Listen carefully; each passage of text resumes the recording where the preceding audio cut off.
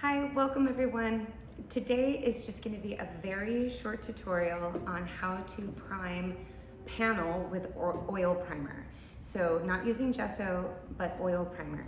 While I'm doing it, you can see I have a show that I'm working on behind me, so a series of paintings. So if I have a moment, I will talk about these as well, just setting up composition and using warm and cool underpainting to set up major shapes. So I've got a couple of different things going on, just popping in from the studio, from my actual working day to show you a very specific technique. I am going to keep this a little bit on the shorter side. It's a very hot day and I had to turn off all of my fans to do this, so I don't want to start sweating mid-video. So apologies if I don't do multiple panels. I kind of had planned to, but I'm just going to kind of focus on one. The first thing I'm going to do is show you what I have and what you need to get set up with. I have this table in front of me and I'm going to kind of hold up all the different things that you need for oil priming. So the first thing is panel. I actually ordered this from Blick, so you can see it's a cradled board. This one, I don't have my measuring out. It's 18 by 18, I believe, 18 by 20. So it's a square. I am doing a series on squares, so I'm just gonna continue on with these panels, but I'm going to prime them with oil primer versus gesso. Why may you ask that I do that? Well, oil primer has this beautiful interaction with oil paints, and if you plan on working in layers, glazing, sanding down, using any translucency, working with light, this is really your go-to. It also preserves the oil painting for much, much longer. So those master paintings that you see in the Met, that you see at the Guggenheim, you see at the Getty, many of them were done with oil primer as the base, so they don't crack as the years go on. When I say that, you might ask, why do we not do oil primer all the time? Of course, if it's better, why are we not doing it? Well, you're going to see that it's a very time-consuming process. Again, I'm going to be doing this on panel. It can be done on canvas. Linen is usually preferred to make a very nice smooth surface. Really heavy-duty textured canvas is not the preference for oil primer, because what we're looking for is a very smooth and glassy surface. That's what we're trying to achieve. Yeah, so again, you're gonna say, this is great, but you're gonna see in this short little tutorial that I'm only going to go through phase 1, and phases 2, 3, 4, and 5 will all have to happen within the course of the week. And a lot of times we just don't have enough time to do all of that, right? So quite often we're just doing your basic stretching and priming with acrylic gesso, and then we're painting oils on top. Okay, so besides the panel, I also have a painting rag, okay? I also have a palette knife. I don't tend to use brushes with oil primer. I have the actual oil primer that comes in a tin, and you're going to have to pry it open. So you'll either want to find a screwdriver, or I used kind of a tiny little wrench, if you can see that. I used a tiny wrench that I was just putting a bench together with that, something to pry it open. Whatever I end up prying it open with, I usually keep with my container so I can open and close it at will. The other thing that I grabbed today were plastic kind of smoothing devices, okay, instead of a gesso brush.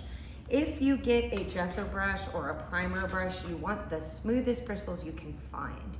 So you want to get something that's more of a kind of a synthetic soft blend, but enough that it can push the paint around. So not a watercolor brush, but soft enough that you're not going to be leaving, like the horsehair ones aren't really going to work for you, or the boar's hair ones are not going to work. I guess it's boar's hair, it's not horse. Where you don't want to have it drag into the oil primer, because that will kind of defeat the purpose, okay? So again, it's all kind of that blade. It's really a blade that you want to use for oil primer that makes it go on smooth, okay? So without further ado, I'm going to get started. What I do is I open up the oil primer, I scoop some of it onto the panel here, okay? Just the tiniest bit, like that, okay? From my angle, what I just showed you, so bloop, is the top, okay? And what I'm gonna do is I'm going to take this blade and I'm gonna pull it across as smoothly as I possibly can.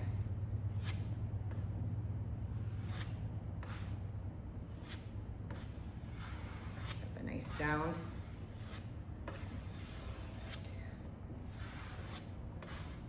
I want to have a very smooth coat when I do this, okay? Now, I don't have enough to cover it, of course. So I'm gonna go ahead and put a little bit more down, and I'm gonna start to pull it across the surface again, okay?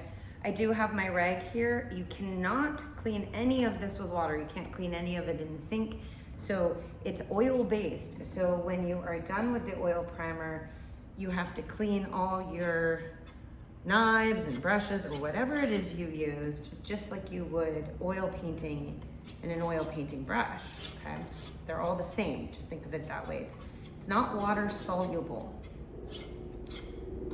For the sake of this tutorial, I'm going to kind of, it really is best to get the edges with oil primer because you get more sealing and more coverage on the board.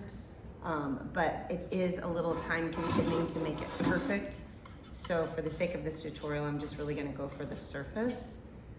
So it's, for any of you who bake, it's a lot like baking a cake. So now you can see, I'm just trying to get some of the coverage right now with the palette knife. Okay, and then I'm gonna do some of the smoothing with my other plastic tool, okay? At the end of it all, if you need even a little bit smoother surface or you want to get a couple little, you want it to have some feeling of that brush, you can pull out your primer brush. But I tend to not do that, especially on panels. I really just kind of knife it on. I'm making this look efficient, I'm making this look easy, but it is very difficult to get a smooth surface with this, and it's difficult to get a smooth and thin surface. That's the hardest part. Thick, sure. Lumpy, sure. Inconsistent, sure. But kind of a nice, smooth, thin layer is difficult. And you have to go over it a couple times, okay? As you can see, again, it's very much, it looks almost like I'm icing a cake, okay? Okay, so I think I have enough primer on there. I'm gonna go back. Now, I didn't use the straight edge with the corners. I actually used the rounded corners because it's just a little bit easier for pushing the primer around. And this time I think I have enough on there. So this time I'm just really gonna try the best I can to go in some even rows here. And do not do this when you are stressed out or in a rush. When you oil prime panels, you kind of wanna have the afternoon to do this. Be calm. With the work that's behind me, these are compositions that are based on my weekend skate group. I go out to an abandoned lot and roller skate and skateboard with my friends. So I'm just kind of laying out these compositions. You can see that the colors of the underpainting are very bright, very warm and cool. And that's just the first layer, so there's going to be some more going on with those. You can always let me know if you want to see the progress of that. I'm getting a show proposal together, so that's what they're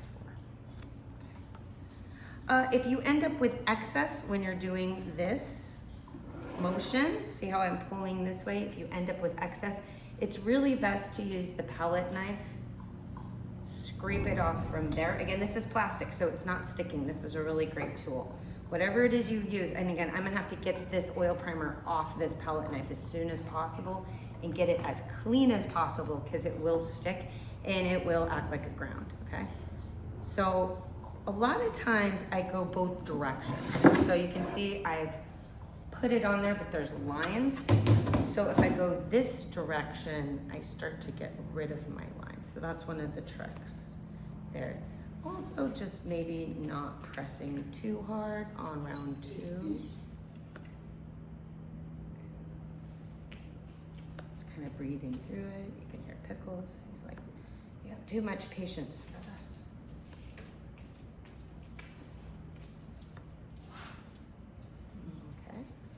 And then that looks like that's a winner. Now at the top, I can see at the top here that I have a couple little grooves, okay? But I'm gonna let that sit. See how glossy and pretty that is? It dries glassy and shiny. It's a really beautiful surface if you do it right, okay? What I'm gonna do now is and you have to make sure you don't go by it. Again, it's like just like icing a cake, right? So you're very delicate with it as it sits here. So what I would do with this is let this sit for a whole day so it's completely dry. This is why you don't want to put it on too thick. And then on day 2, I go in and sand it down so very smooth so we don't see any grooves, okay? And then go back and do what you just saw me do all over again, okay? If the second day gives me the coverage that I want after drying and sanding, then that's enough. If it doesn't, then I need to do a third coat. And I've done this a lot throughout the course of my painting career, and I can let you know now that usually it's about 3 coats that gives you really the surface that you want. 2 can be doable, but 3 is really that perfect surface, okay? Again, I have the palette knife tools, scraper. The oil ground that I used was Gamblin. It's very good. It actually isn't too heavy, so I'd say that this is kind of a winner as far as oil grounds go. I've used different brands, but this one's pretty nice. It doesn't have a heavy smell, and it went on really smoothly, which is great.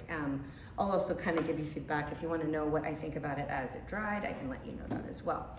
So remember, you kind of scrape it on, pull it across one direction, turn your panel or whatever surface you're working on around, pull it the other direction, and then you kind of softly let it sit. Okay, that is all for this very mini tutorial. If you feel like using an alternate surface, if you feel like getting really old school and working with oil primer, this is how you do it. Okay, see you later in the studio.